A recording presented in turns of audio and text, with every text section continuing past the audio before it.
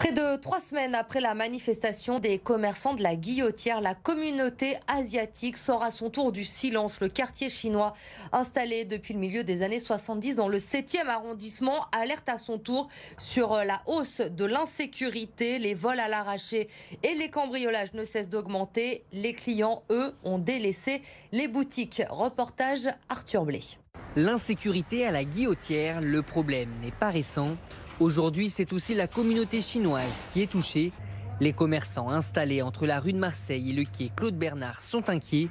Les clients fuient le quartier et leurs commerces sont délaissés. On a déjà eu des retours de clients qui nous disaient qu'on était un bon magasin, mais que le quartier n'était pas à l'image du magasin et on préférait ne pas venir directement. C'est surtout, je dirais, l'agressivité des gens. On se sent agressé. Face à cette situation, le magasin propose une vente en ligne pour toucher les clients qui ne souhaitent plus venir. Dans le quartier, l'insécurité constante inquiète. La famille Lé possède plusieurs commerces et restaurants dans la rue Passée. Ils espèrent une action forte de l'État et soumettent des propositions. Plus de force de l'ordre dans les rues. Forcément, ça les repoussera un peu plus, vous voyez, des caméras, de la lumière, vous voyez, qu'ils ne soient pas dans le noir en train de faire leur magouille. Quand vous passez, des fois, les lumières sont en panne, ça fait comme si vous rentrez dans une rue coupe-gorge. Et si rien n'est fait, les commerçants du quartier chinois pourraient organiser des actions pour se faire entendre. Proposer des méthodes pédagogiques alternatives pour mieux s'adapter aux besoins de chaque élève. C'est l'objectif du nouveau collège inclusif de Villeurbanne. La rentrée a eu lieu hier et les collégiens semblent d'ores et déjà séduits. Jade Terlinck. Apollon, ils sont... Au collège au carré, on découvre les dieux de la mythologie grecque en dessinant leurs portraits sur les vitres. Cet exercice fait partie des pédagogies alternatives prônées par l'équipe de l'établissement. On a des effectifs de classe très réduits, entre 15 et 20 enfants par classe. On pratique beaucoup de coopération entre élèves. C'est pour ça qu'il y a du double niveau, c'est pour ça qu'il y a du multiniveau. On a des parcours individualisés, donc chaque enfant a un plan de travail. Et dans la classe, chacun ne fait jamais les mêmes choses que son voisin au même moment, puisque par définition, tout le monde n'est pas au même niveau au même moment. Cet enseignement un peu particulier s'adresse notamment aux collégiens en situation de handicap ou présentant des troubles de l'apprentissage.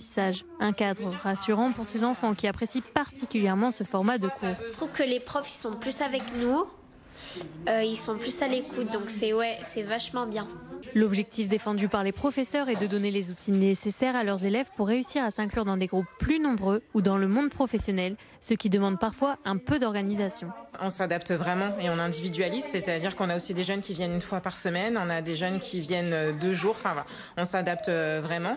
Pour exprimer et canaliser ses émotions, exercices sportifs et danse contemporaine viennent compléter ce programme, toujours en petits groupes. Ça m'aide à me concentrer sur moins de personnes, donc du coup plus sur moi. Ça m'empêche que je fasse le zozo quand même, je fais quand même un petit peu des bêtises. Enfin pas qu'un peu d'ailleurs. Un peu de bêtises tout de même pour ces enfants qui poursuivront leur scolarité au collège au carré. On reste à Villeurbanne pour une mobilisation symbolique. À présent, une grève du chômage. Le quartier des Brosses a candidaté pour faire partie de l'expérimentation territoire zéro chômeur de longue durée. Dans ce cadre, des chômeurs ont déambulé dans le quartier pour revendiquer l'emploi comme un droit pour tous. Ils ont pu notamment échanger avec des acteurs économiques et associatifs qui recrutent. 400 personnes visées, c'est l'objectif final des territoires zéro chômeur. On commence en créant quelques activités, puis on grossit. On n'est pas seulement en train de créer des activités, mais aussi à faire de l'orientation vers des entreprises qui sont sur le territoire. C'est le cas ici pour le dépôt TCL, mais pour d'autres activités aussi. C'est une dynamique territoriale qu'on veut conduire avec le milieu économique.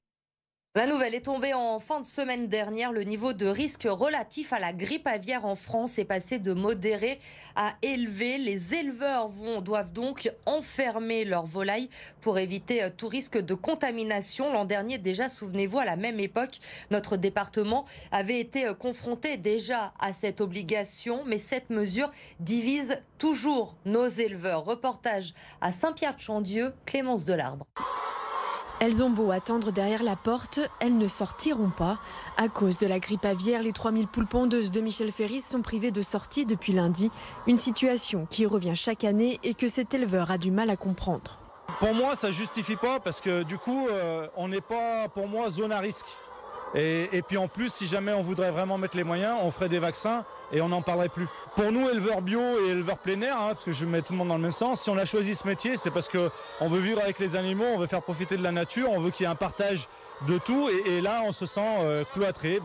Comme on a subi, comme les humains ont subi le confinement à cause du coronavirus, pareil. Et si la situation ne s'améliore pas, ces poules pourraient rester enfermées jusqu'en mai prochain.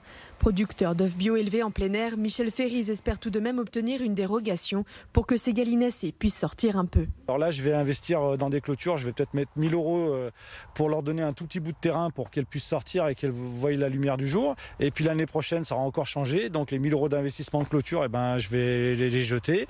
Et c'est toujours comme ça. J'ai du mal à comprendre. En attendant, ces poules devront prendre leur mal en patience. Pour l'instant, aucun cas de grippe aviaire n'a été détecté en France.